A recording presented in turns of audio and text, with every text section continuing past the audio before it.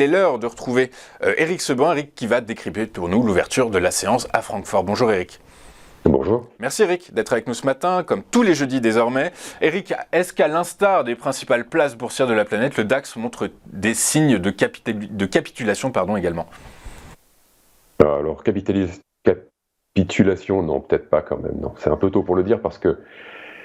Alors c'est sûr que c'est un peu confus là ce qui se passe. La semaine dernière, quand on se parlait, on était au bord de déclencher un signal d'achat, un signal de hausse court terme, précisément. Je vous disais, si ça monte encore un petit peu, là, on va plus avoir un rebond technique et on déclenchera mon signal de hausse court terme. Et puis ce qui s'est passé, c'est que fin de la journée, on a échoué à le déclencher et que vendredi, à l'inverse, on a déclenché un signal de baisse, là cette fois-ci court moyen terme. Donc là c'est plus du tout la même chose. Alors, au départ pour moi c'était pas mal de confusion et puis c'était normal, bon lundi matin la volatilité sur les options a augmenté un petit peu et puis il n'y a pas eu de relais, il n'y a pas eu de baisse sérieuse, enfin en tout cas il y avait avec ce signal déjà une zone de jeu qui se redéfinissait, à savoir que si on cassait la zone 15 150, 15 050, c'est précisément là où on ouvre ce matin. Après avoir essayé un petit peu plus bas, là pour l'instant on est sur le point bas hein, depuis le début de la nuit. Si on va plus bas, 15 050 cassé, ensuite c'est y a un peu de vide hein, puisque la prochaine zone de support sera 14 680, 540, 680. Donc ça, on est quand même on est assez bas. Il y a de la place, en tout cas, il n'y a pas de support immédiat pour retenir le DAX si ça baisse. Maintenant, si ça baisse, comment ça va baisser? C'est peut-être la question qu'il faut se poser, parce qu'en définitive, je ne m'attends pas à des ventes de panique, ni des volumes importants, parce que je pars toujours du principe que c'est pas juste là, juste en dessous de ce niveau-là, de cette zone support, dans laquelle finalement le DAX évolue dans le bas, c'est depuis depuis juin qu'on évolue autour de là. Je pense pas que ce soit juste sous cette zone que tout le monde se soit protégé. Ils sont certainement protégés un peu plus bas. Donc ce qui peut se passer si on casse 15 050, alors déjà il va falloir casser en clôture. Hein, c'est pas parce qu'on va passer dessous aujourd'hui que ça va forcément enclencher un relais baissier. C'est exactement en fait le scénario que je poursuis. C'est-à-dire que je ne pense pas qu'il y aura un gros relais baissier parce que je pense que essentiellement, encore une fois, les gérants étant protégés à un cran plus bas, les premiers qui vont sortir vont être la spéculation. La spéculation doit réagir rapidement, généralement parce que on a des contraintes techniques, surtout liées aux effets de levier, aux appels de marge, ce genre de choses-là. Donc, ça nécessite d'intervenir beaucoup plus rapidement quand ça ne fonctionne pas. Donc, on n'aura pas des très gros volumes, à mon sens, à partir du moment où on passe en dessous. Maintenant, c'est vrai que si on clôture en dessous, on aura un signal de dégradation de chartiste, clair et net. Il n'y aura pas de problème là-dessus. Et je pense plutôt vers une baisse lente. Et encore, je ne suis même pas certain que ça va vraiment encore continuer de baisser. Il n'y a pas les ingrédients pour que ça baisse vraiment beaucoup. Est-ce que ça va baisser par lassitude? C'est possible. Par manque d'acheteur, c'est possible. C'est un peu confus en ce moment parce que je regardais notamment la volatilité sur les options. Il y a une confusion, par exemple, une divergence, entre le DAX et le CAC. C'est assez curieux parce que je regardais l'échéance à novembre et j'avais plutôt des opinions positives sur le DAX positives sur le CAC et négatives sur le DAX. Donc, je pense plutôt que c'est la confusion. C'est le sentiment que j'ai quand je vois le marché évoluer. Il n'y a pas d'initiative, ça c'est clair. Il n'y a pas d'intérêt directionnel, absolument pas. Ni baissier, ni haussier, évidemment. Pas encore haussier, évidemment. Voilà, on erre au gré des nouvelles.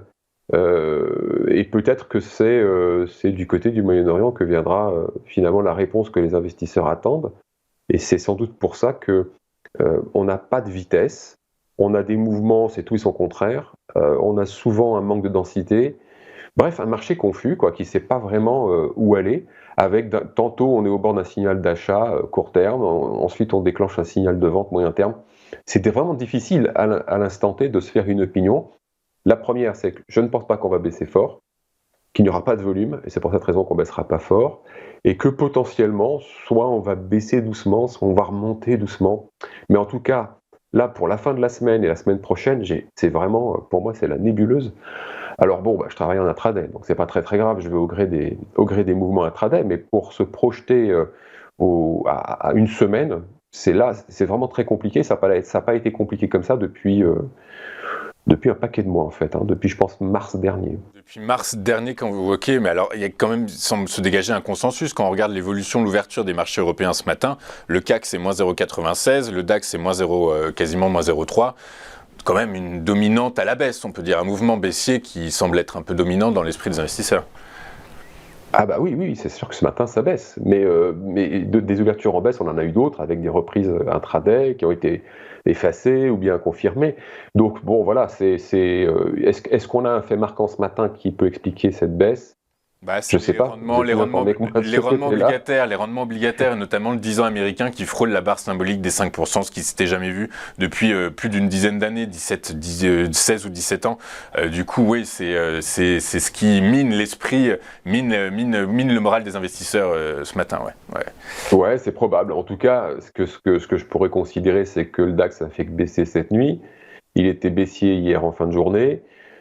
Mais ça baisse doucement. Alors si on avait un catalyseur fort ce matin, ça accélérerait à la baisse. Et c'est pas le cas. Donc je m'attends pas à quelque chose de fort aujourd'hui ni demain. Donc, ce que vous nous dites en gros, c'est que le mouvement plutôt à la baisse, mais une baisse larvée parce qu'il n'y a pas de volume. Et par la force des choses, une probabilité également de hausse larvée est envisageable, un peu moins forte probablement, parce que finalement Parce que le moral est pas bon. Parce que le moral est pas bon, voilà, c'est ça. Voilà, il n'y a pas de visibilité, le moral est pas bon, le contexte général est relativement anxiogène, mais vous voyez qu'il n'y a pas de panique.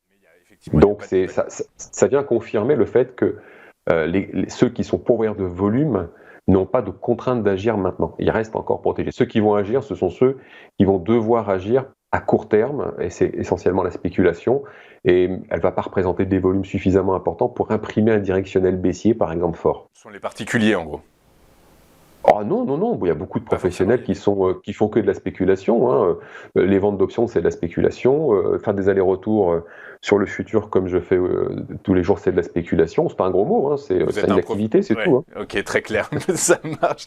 Merci Eric, merci d'être avec nous ce matin, merci pour votre analyse, votre œil. Juste un dernier mot sur la volatilité implicite. Vous nous disiez que sur le DAX à 18, 19, ça commençait à être un peu touchy. Du coup, ce matin, on a 17,16%. Du coup, quand même, vous nous dites que bon, ça augmente. Il y a la semaine dernière, on était à 14, là on est à 17. Voilà, absolument. Non, mais ça augmente, mais sans faire des pics. Et vous verrez que si on a un rebond dans la journée, vous allez rebaisser à 16. C'est ce qu'on a déjà vu en début de semaine. Très clair. Merci Eric d'avoir été avec nous ce matin.